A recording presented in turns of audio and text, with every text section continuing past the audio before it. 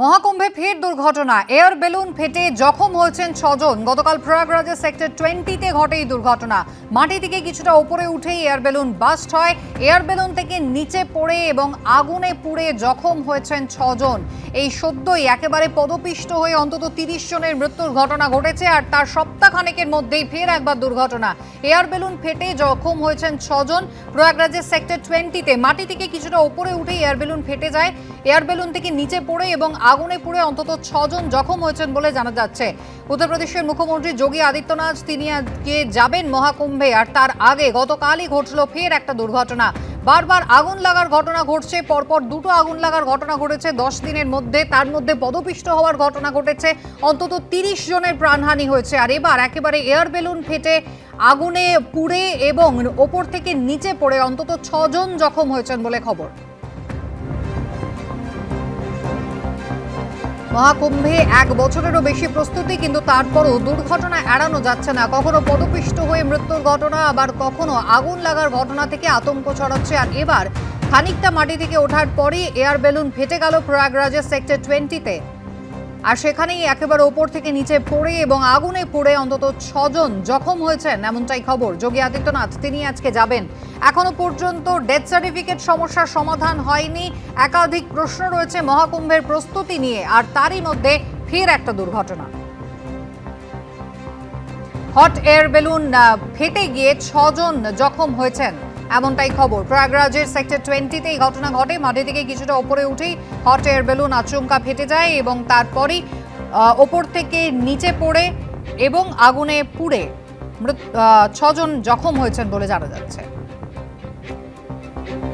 মহাকুম্ভে পুণ্যস্নানে গিয়ে হারিয়েছেন মাকে।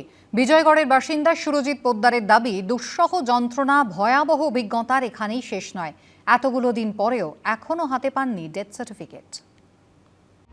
ডেথ সার্টিফিকেট নেই, যোগীরাজ্যে হয়নি পোস্টমর্টেম। অভিযোগ, মৃতদেহের চালানের কপিটুকুও হাতে দেওয়া হয়নি। বলা হয় ছবি তুলে নিন। কলকাতা পুরসভার তরফেও মেলেনি ডেথ সার্টিফিকেট। এই পরিস্থিতিতে আতান্তরে পড়েছেন কলকাতা পুরসভার 95 নম্বর ওয়ার্ডের বিজয়গড়ের বাসিন্দা সুরজিৎ পোদ্দার।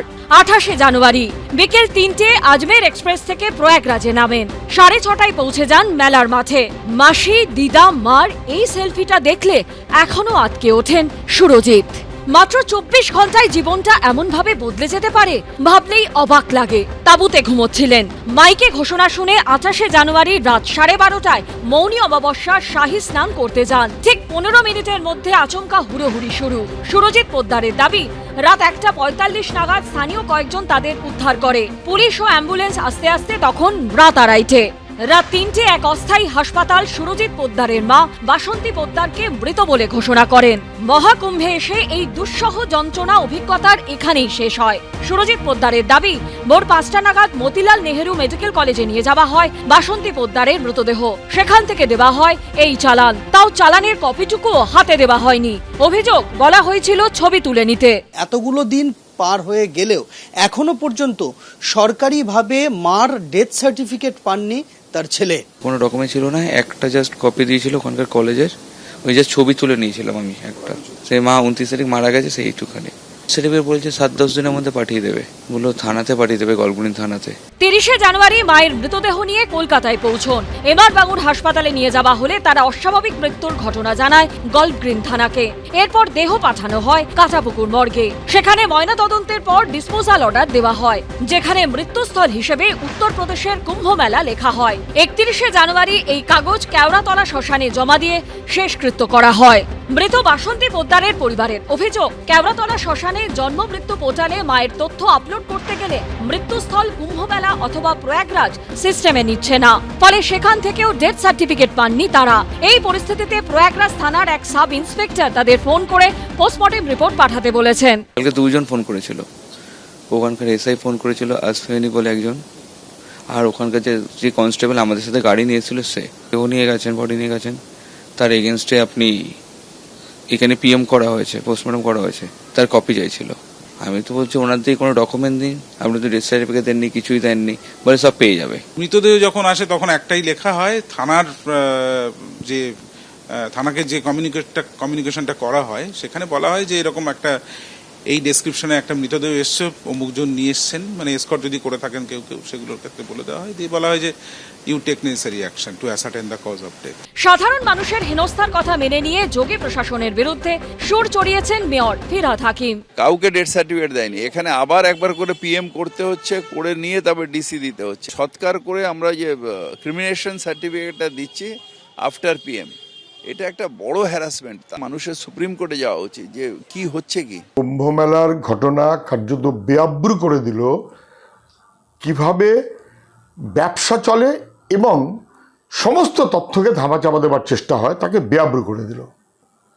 40 কোটি মানুষের আহ্বান জানিয়ে 4 কোটি মানুষের ব্যবস্থাপনা নিয়ে একটা সরকার চলছে এবং সেখানে প্রতিদিন আগুন লাগছে, স্ট্যাম্পেড হচ্ছে, মারা যাচ্ছে। যেদিনের ঘটনা সেদিন 100 তো বেশি বটেই, কত মারা গেছেন কেউ জানে না, তথ্য গোপন।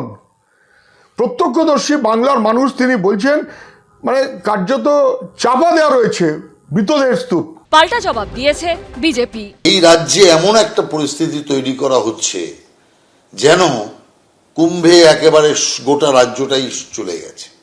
কিছু লোক মারা গিয়েছে, নিশ্চয়ই সেটা দুঃখজনক, দুর্ভাগ্যজনক, যে প্রান্তেরই সে লোক হোক না কেন। অতএব তাদের যে মৃত্যু হয়েছে তার জন্য সরকার উপযুক্তভাবে সমস্ত কিছু দেখছে। রাজনীতি চললেও এই স্বজনহারা পরিবারগুলোর প্রশ্ন একটাই, এই হয়রানি শেষ কবে হবে? সন্দীপ সরকার, অর্ণব মুখোপাধ্যায় ও রঞ্জিত হালদারের রিপোর্ট, এবিপি আনন্দ।